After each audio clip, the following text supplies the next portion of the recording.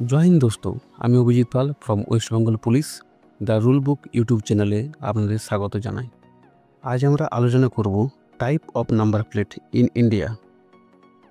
ভিডিওটি ভালো লাগলে লাইক সাবস্ক্রাইব করতে ভুলবেন না। চলুন ভিডিওটি শুরু করা যাক। আপনার গাড়ির নাম্বার প্লেট যদি হোয়াইট ব্যাকগ্রাউন্ড এবং কালো অক্ষরের রঙে লেখা থাকে তাহলে এটি প্রাইভেট নাম্বার প্লেট।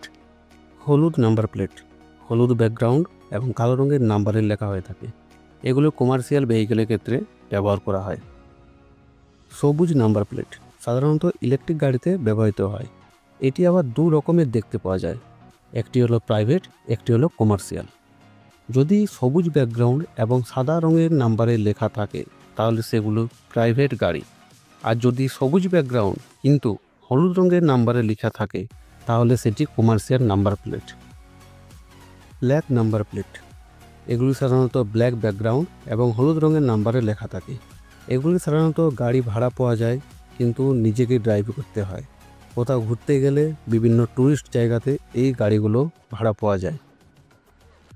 লাল নাম্বার প্লেট এগুলি সাধারণত লাল রঙের ব্যাকগ্রাউন্ড এবং সাদা রঙের নাম্বারে লেখা থাকে। এগুলি যখন প্রথম শোরুম থেকে নতুন গাড়ি কেনা হয়ে থাকে তখন এই নাম্বারগুলো দেওয়া হয়ে থাকে এবং এর ভ্যালিডিটি 1 মাস পর্যন্ত হয়ে থাকে। ব্লু নাম্বার প্লেট এগুলো সাধারণত ব্লু কালারের ব্যাকগ্রাউন্ড এবং হোয়াইট রঙের নাম্বার প্লেটে লেখা থাকে।